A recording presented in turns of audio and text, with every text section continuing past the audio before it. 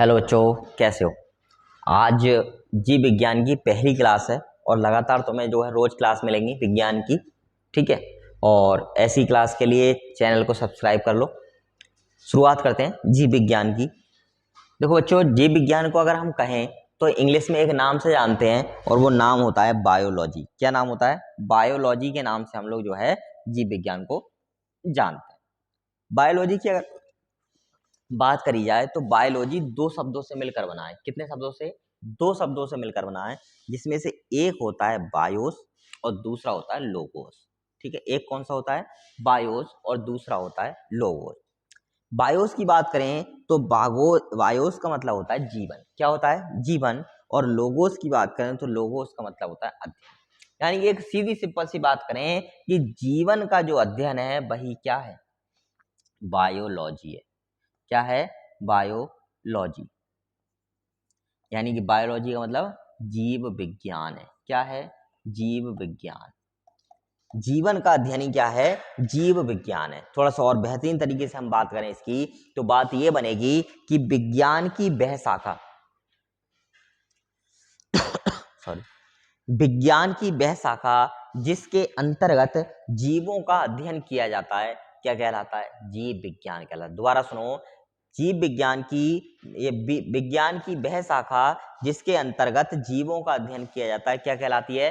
जीव विज्ञान कहलाती है। ठीक, सबसे पहले शुरुआत करते हैं जीव विज्ञान के बारे में। इसको थोड़ा सा समझने की कोशिश करते हैं। देखो, जीव विज्ञान को एक और नाम से जान सकते हैं, वो क्या है? प्राणी विज्ञान। क्या है? प्राणी विज्ञान। इस प्राणी विज्ञान या जीव विज्ञान के जनक की बात करते हैं हम लोग, तो इसके जनक थे अरस्तु। कौन थे? अरस्तु। और अरस्तु जो थे वो यूनान के निवासी हुआ करते थे, यूनान के रहने वाले थे। इसके अलावा इन्होंने एक और विज्ञान की नींव रखी जिसको हम बोलते हैं भ्रूण विज्ञान। यानी अरस्तु के द्वारा ही जो है भ्रूण विज्ञान की क्या रखी गई थी? नींव रखी गई थी। आगे बढ़ते हैं। अब बात करते हैं बायोलॉजी शब्द का प्रयोग सर्वप्रथम किसके द्वारा किया गया। ध्यान रखोगे बेटा, बायोलॉजी शब्द का जो सर्वप्रथम प्रयोग है वो लेमार्क और ट्रेविरेनस के द्वारा किया गया। किसके द्वारा? लेमार्क और ट्रेविरेनस के द्वारा किया गया 1801 में। कब किया गया?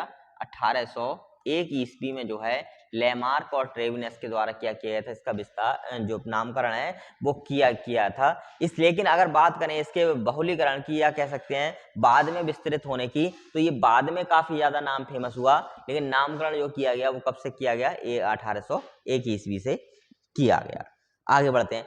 आगे की अगर हम बात करें तो जीव विज्ञान के वर्गीकरण या भाग की बात करेंगे। जीव विज्ञान का जो है दो भागों में वर्गीकरण किया गया है या दो भागों में क्या किया गया है? बंटवारा किया गया है। जिसमें सबसे पहले बात करें तो सबसे पहली बात आती है वनस्पति विज्ञान। किसकी आती है? वनस्पति विज्ञान की। और दूसरे की बात करें तो दूसरी किसकी आती है? जीव विज्ञान की। दूसरी बात किसकी आती है? जीव विज्ञान की आती है। ठीक है, वनस्पति की बात करें तो वनस्पति को अंग्रेजी में क्या बोला जाता है? बॉटनी बोला जाता है। क्या बोला जाता है? बॉटनी बोला जाता है। और बॉटनी शब्द जो है अगर बात करें तो एक ग्रीस भाषा के शब्द बास्कीन से बना है। कौन शब्द से बना है? बास्कीन से जो है बॉटनी शब्द की क्या हुई है? उत्पत्ति हुई है। ये बास्कीन का जो मतलब होता है वो होता है चरना। क्या करना? चरना। ठीक है, बास्कीन शब्द का अर्थ क्या है? चरने से है। ठीक है, और इसी से क्या बना है? बास्कीन से बॉटनी बना है। दूसरी जो शाखा होती है वो होती है जीव विज्ञान, जिसमें जंतुओं का अध्ययन किया जाता है। ठीक है, वो उसको क्या बोला जाता है? जूलॉजी। क्या बोला जाता है? जूलॉजी बोला जाता है। इसमें जीवों का अध्ययन किया जाता है और इसमें पादपों का या वनस्पति का अध्ययन किया जाता है। ठीक है, उसमें जीवधारियों का, इसमें वनस्पति का अध्ययन किया जाता है। अब बात करते हैं जीव विज्ञान की शाखा और उनके जनक के। यानी जीव विज्ञान है उसकी कौन कौन सी शाखाएं हैं और उसके जनक कौन कौन से हैं। चलो प्रमुख शाखाओं की बात करते हैं। तो प्रमुख शाखाओं में सबसे पहले आता है जीव विज्ञान। तो जीव विज्ञान का जनक कौन माना गया है बेटा? अरस्तु को माना गया है। जंतु विज्ञान का जनक, उनको भी अरस्तु को ही माना गया है। वनस्पति विज्ञान यानी पादपों संबंधित जो विज्ञान है उसकी अगर हम बात करें तो उसके जो जनक माने गए हैं वो है थियोफ्रेस्टस। कौन है बेटा? थियोफ्रेस्टस जो है वनस्पति विज्ञान के जनक कहे गए हैं। इसके बाद आता है चिकित्सा शास्त्र की बात करें तो हिप्पोक्रेटस को क्या माना गया है? चिकित्सा शास्त्र का जनक माना गया है। ऐसे अगर हम बात करें अनुवांशिकी की तो ग्रेगर मेंडल जो हैं वो अनुवांशिकी के क्या माने गए, जनक या अनुवांशिकी के पिता माने गए। ध्यान रखो विशेष तौर पर। यही बात करें जीवाणु विज्ञान की, तो जीवाणु विज्ञान के जनक हैं वो हैं ल्यूवेनहॉक। कौन है? ल्यूवेनहॉक जो हैं वो जीवाणु विज्ञान के जनक माने गए हैं। भाई अगर बात करें प्रतिरक्षा विज्ञान की, तो एडवर्ड जेनर को जो है प्रतिरक्षा विज्ञान का जनक या पितामह कहा गया है। कोशिका विज्ञान की बात करें तो रॉबर्ट हुक को जो है कोशिका विज्ञान का क्या माना गया है, जनक माना गया है। ठीक है, इन नामों को जो है विशेष तौर पर तुम लोग क्या रखोगे, याद रखोगे।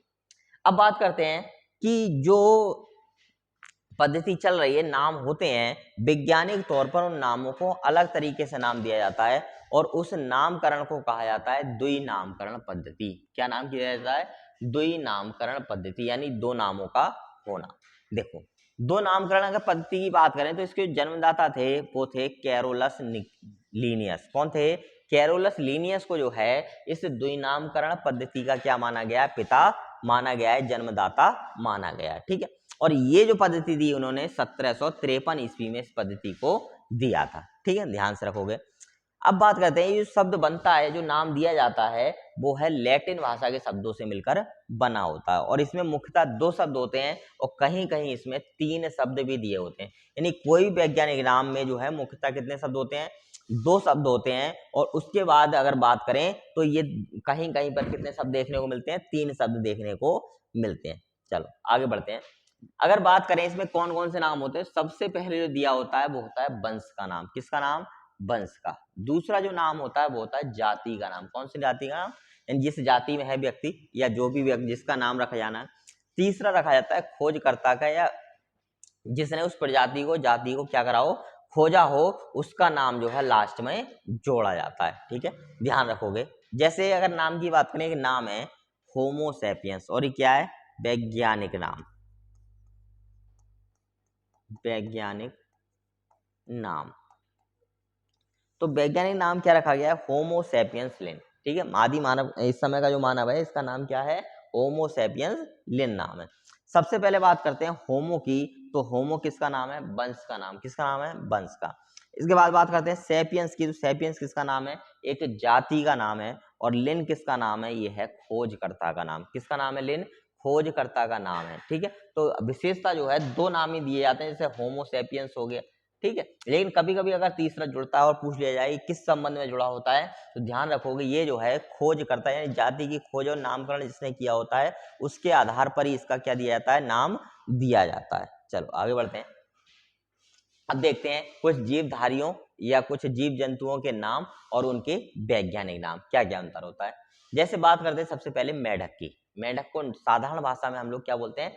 मेढक ही बोलते हैं। लेकिन अगर इसके वैज्ञानिक के नाम की बात करें तो होता है राना टिग्रीना। क्या होता है?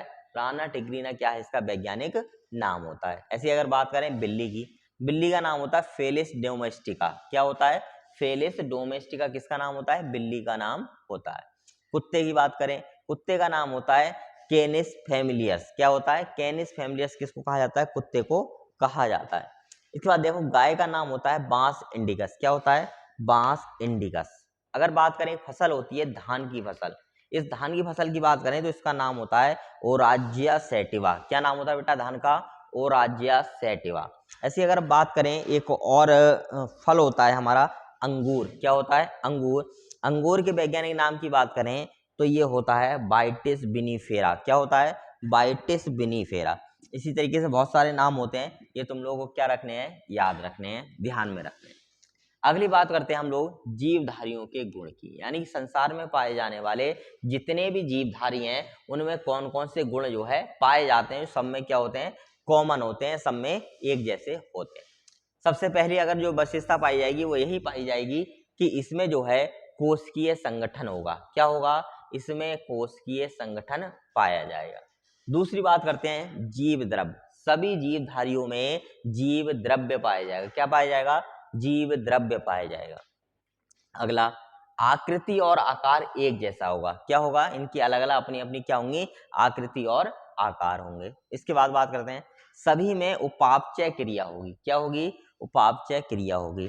श्वसन की क्रिया भी सभी जीवधारियों में होती है। ठीक है, श्वसन क्रिया भी क्या होती है? सभी जीवधारियों में होती है। आगे बढ़ते हैं, सभी में प्रजनन की क्षमता होगी।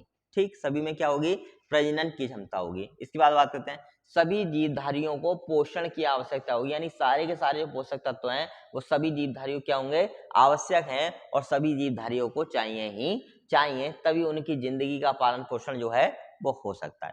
सभी जीवधारियों को अनुकूलन चाहिए। देखो हम लोग हैं, जैसे मौसम में रहते हैं वैसे मौसम में अनुकूलित हो जाते हैं।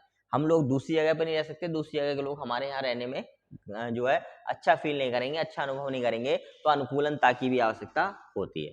संवेदनशीलता, सभी जीवधारियों में संवेदनशीलता होती है, यानी कि सभी लोग जो है संवेदन होते हैं। जैसे मान के चलो एक बच्चा तुम्हारे पास बैठा हुआ है, उसने तुम्हें नोच लिया, तो तुम उसके प्रति क्या हो, संवेदनशील हो। क्या हो तुम उसके प्रति, संवेदनशील हो, तुरंत तुम्हारे दिमाग को बता दिया पड़ोस वाले ने हमें नोच लिया है।